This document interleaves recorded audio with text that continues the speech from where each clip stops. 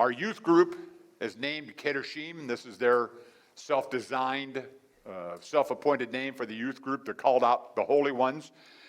And I just want to share with you as we transition now, we take a sabbatical for midweek tour studies for half of June, July, through August. And for that, they're here every Tuesday night, 2 to 3 hours a night. They've had several practices this week. I want to share with you that they've got hundreds of hours in this, seeking with the spirit of excellence to minister unto the Lord. So you've seen them do a fantastic job. They picked the songs, they did the dances, they did the entire Torah service, and the reading. Elijah? Come on. And now they've written a unique special presentation for us this evening that will knock your socks off, that will make heaven fall upon us. The fire of God's going to fall any second now as they continue to minister to. And I got to tell you, it's a blessing for me personally to be able to sit and be ministered to. It's not that often as a rabbi that we get to do that, but we've got a special anointed speaker this evening. We've got a special anointed presentation, and God's glory is going to be revealed. Ladies and gentlemen, Kedoshim.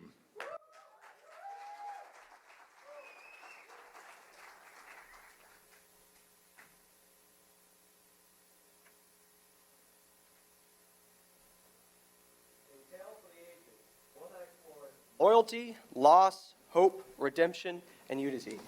Through the dedication of one young woman of valor and one righteous man, a family line is preserved. Through it, God does one of the greatest works known to man. But let's not get ahead of ourselves. Let's go all the way back to the start. First, we meet the family. Elimelech was of the tribe of Judah, living in the city of Bethlehem. In those days, there was a famine in Israel. So Elimelech took his wife, Naomi, and sons Mahlon and Chilion, and traveled to the land of Moab. Then Elimelech dies.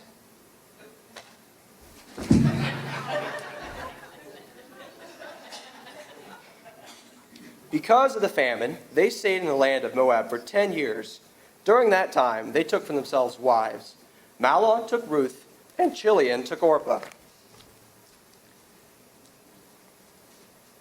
Things were looking up for the family. However, it happened that Chilion, like his father, suddenly died. Wait, what? Mahlon also... Don't say it. No. Mahlon also dies suddenly, like his brother and father.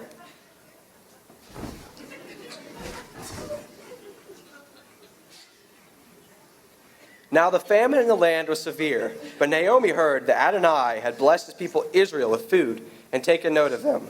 With no other options, and still mourning the loss of their loved ones, the three women left to return to Judah.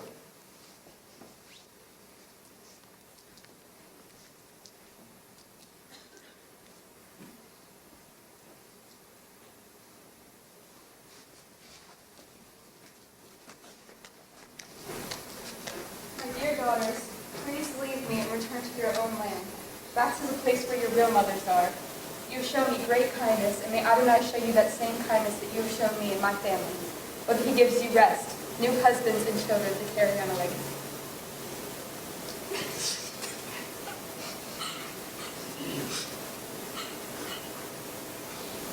No, don't send us back to that land. We want to be with you in the land that you live in. She's right. We'll stay by your side and be among your people. I can't let you do that. You must go back to your land. Why should you be with me? Do I have any more sons for you to marry? Even if I had married and had more sons, would you wait for them to be grown and subject yourselves to waiting for a far-off marriage? It's okay. Go and live your life. My life is more bitter than yours. Adonai has stretched out his hand against me.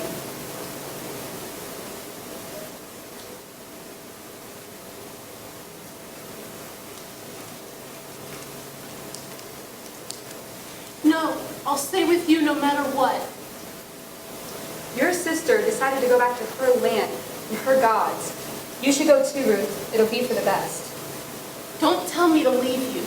Don't say to me to go back to my land. Where you go, I'll go. And where you stay, I'll stay. Your people will be my people, and your God my God. Where you die, I will die, and there I will be buried. May Adonai deal with me, and worse, if anything but death comes between me and you. Okay, have it your way. After a long journey, Naomi and Ruth reach Bethlehem. Word quickly spreads of her return, and the town gets ready to meet her. But no one knew of what had transpired. Martha! Martha! Martha! Have you heard the news? It's Naomi! What about Naomi? She's returned. After 10 long years, she's finally back. The Lord is my friend back to us. Where are they coming from? What are the land like? And for children, are they well? Are they married? Do they have children? Whoa! Stop. I don't know. I'm just the messenger. And how are you able to talk so fast? Naomi! Naomi, is that you? Where's your family? No, don't call me Naomi anymore. I am now Mara. Shaddai has made my life bitter. She wants us to call her horseradish? No. Thinking of Maror. Mara, it can't be that bad. What made you so bitter? My husband and both my sons are dead. I have no food or resources. I am coming back to a land as a poor widow with a measly plot of land, and I have no heritage to my family's name except a Moabite daughter-in-law who has refused to leave me to die. Maraism. Naomi and Ruth settled in Bethlehem. They had arrived at the beginning of the barley harvest. Because Adonai had taken note of his people, the land was producing food. Now there was a man named Boaz who owned a field in Bethlehem. Boaz was a noble man of character and was very blessed in Israel. He happened to be a relative of Elimelech's. Ruth, who was looking to sustain her mother-in-law and herself, sought to glean in his fields, not knowing Boaz had owned them. Little did she know, she was about to set in motion one of the greatest meetings in history. Mother, let me go to glean among the local fields. Maybe I'll find favor in someone's eyes, and they'll deal with me kindly. Well, I suppose that could work. Also, we have no food whatsoever. Yeah, that's a good point. Go ahead. May Adonai bless you with his favor. Okay, everyone. The harvest is on us. Prepare your hands for work and some long hours. Any questions? Yes, sir. Can I take a break? We haven't even started yet. Touche, Akio. Touche.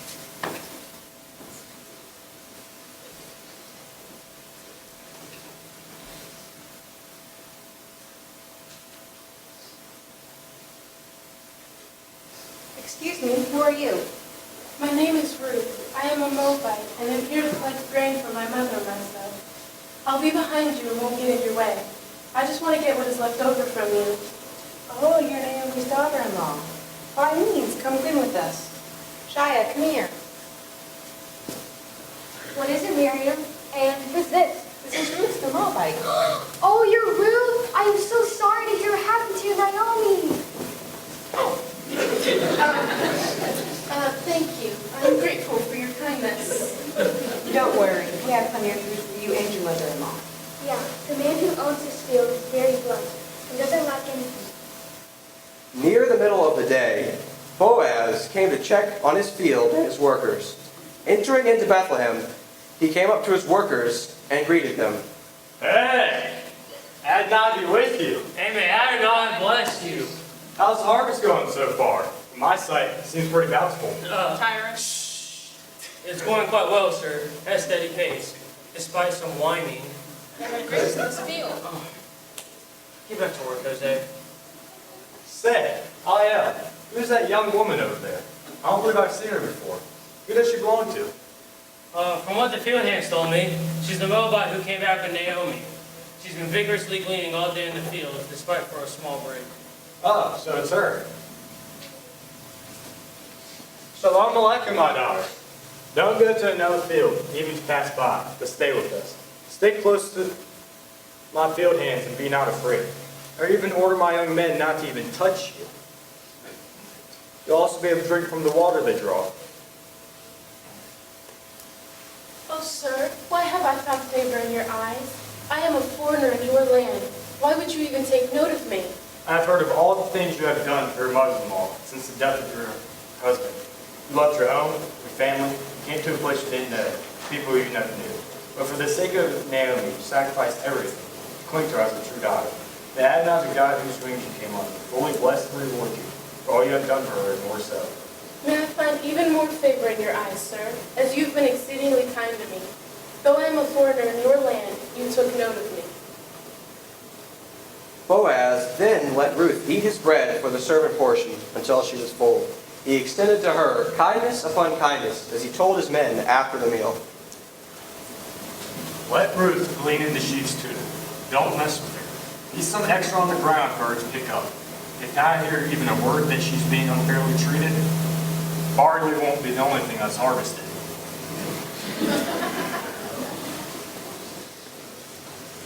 So Ruth worked all day until evening. When she had finished, she had in her possession about an ephah of barley. She took it and thrashed it.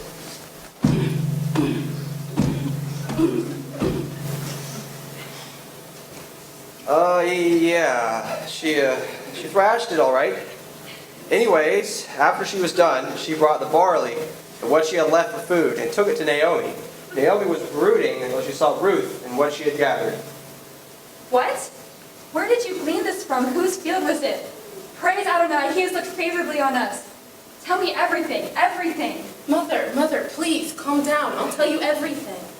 Okay, I'm sorry. I'll calm down. So tell me, who blessed you? His name was Boaz. Blessed be Adonai, who never stops being kind to both the living and the dead.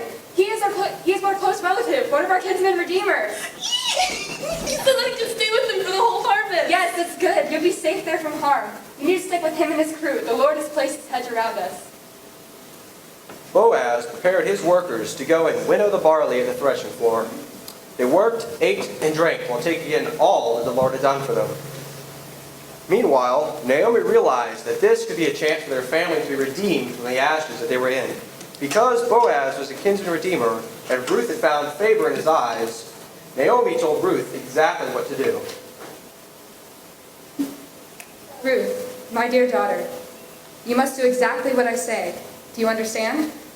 Yes, Mother. Whatever you say, I will do. Very good. Here's what you'll do. Boaz will be winnowing his barley at the threshing floor tonight. He'll be eating and drinking and being all sorts of merry. So, go after he falls asleep and lay down at his feet. His feet? Yes. Okay, I'll do it, according to what you say. Man, what a haul this week. Good work, Idell. Thank you, sir. Hey, I help too. That's right, Hosea. You did good as well. Ladies, have you heard from the harvesters? Any news for them? And how has Ruth been treated? Everything has been smooth this year, sir. No major hiccups, aside from someone taking a nap after mealtime. Look, it was hot and I was underneath the shade. One thing led to another and my consciousness was taken from me. What can I say? Anyway, as far as Ruth goes, the field hand say she was over all of them, going on long past the end of the day. When they take a break, she even joins hers to go back and clean even more. Look, this is great and all, but she obviously has never had the satisfaction of finding a shady area underneath the tree on a hot day. You seriously need to quit napping. The sun was beaming down. Do you know how Well, okay then. I think that's enough for today. You have all worked hard. Finish up your food and drink, and we'll pick up in a few days. The moon was high above as the night went on. All the workers had made their way home, while Boaz ate, drank, and worked some more. When his heart was glad and sleep filled his eyes, he laid his head down by the grain. Ruth was peering in to see when Boaz fell asleep, made her way to the floor.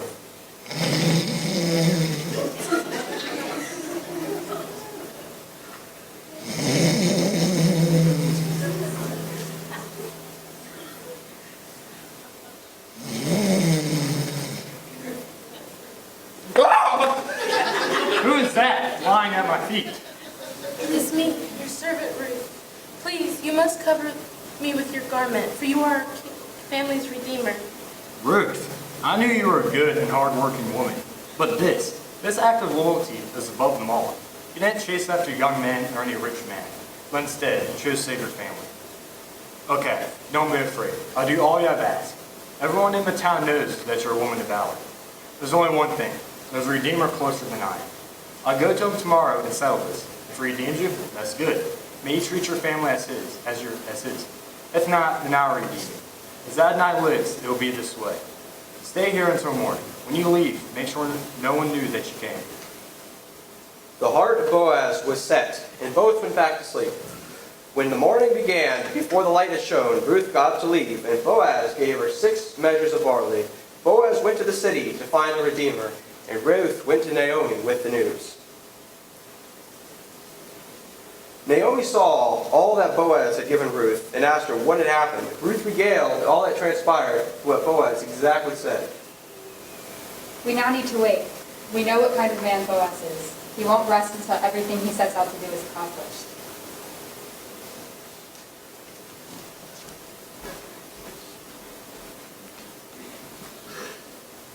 Boaz went out and sat at the gate of the city. The Redeemer he was looking for came in, and Boaz stopped him. Boaz invited him over to rest at his house, and the Redeemer obliged. While they were traveling, Boaz went and found elders of the city and witnesses to oversee the negotiations. All the people were gathered together and waited for the arrival of the Redeemer.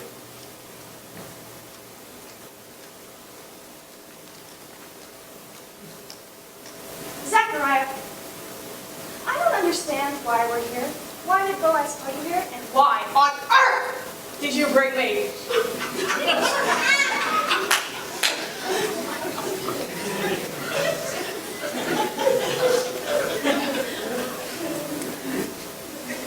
Honey, you know how much I love you. When Boaz told me about this, he had a certain look of urgency in his eyes. I didn't want to let him down. Plus, I wanted you on my side. You are my rock. I need you. Oh, Zechariah, you know I can't stay mad at you. Well, let's not keep him waiting.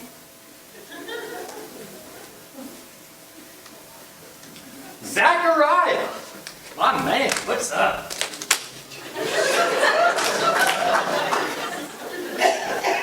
Well, it's great to be in the presence of family. I see there's quite a crowd gathered. I doubt it's just about catching up. Yeah, you're right. There's a little bit of business that needs to be attended to. You see, Naomi has returned to our land from Moab. Right. My brother Elimelech. I know. You resemble him the most. I get that a lot. Because like the hair, the eyes. We got mixed up a lot. I even got y'all mixed up. But regardless, he and his sons live behind a parcel of land. Naomi is going to sell it, and you are first in line to redeem it. In my mind, I thought to gather everyone in the presence of the elders. Redeem it for yourself. That's a good thing. If not, then I'll be next in line. An extra piece of land could be very beneficial. I'll take it. Great. Then it shall be yours. Now with it, you also acquire Ruth, the Moabite. You would then marry her and have children to continue on the name of our brother Elimelech and his inheritance.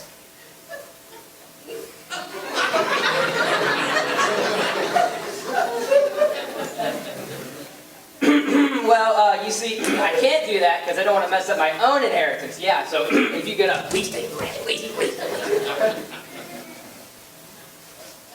You're all witness to this deal. Today, I have redeemed all that is from Elimelech and his 2 sons. Because of that, also acquire Ruth, the Moabite.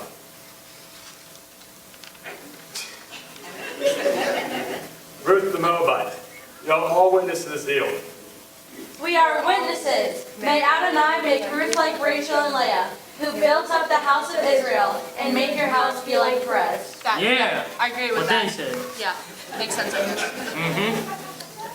It happened just as they said. Boaz took Ruth as his wife, and Adonai provided for them a child. All the women of the town came together and celebrated with Naomi and Ruth. They said, "Blessed be Adonai, who has given you a redeemer. May your child's name be renowned as he sustains you and gives you new life. Not only you, but your family, to Ruth who loves you and is better to you than 7 sons, for she has given birth to him." Naomi took the child and cared for him. All the women of the town gave him the name Obed. And as it is, these were the generations of Perez. Perez fathered Hezron. Hezron fathered Ram. Ram fathered Amminadab. Amminadab fathered Nahshon. Nahshon fathered Salmon. Salmon fathered Boaz. Boaz fathered Obed through Ruth the Moabite.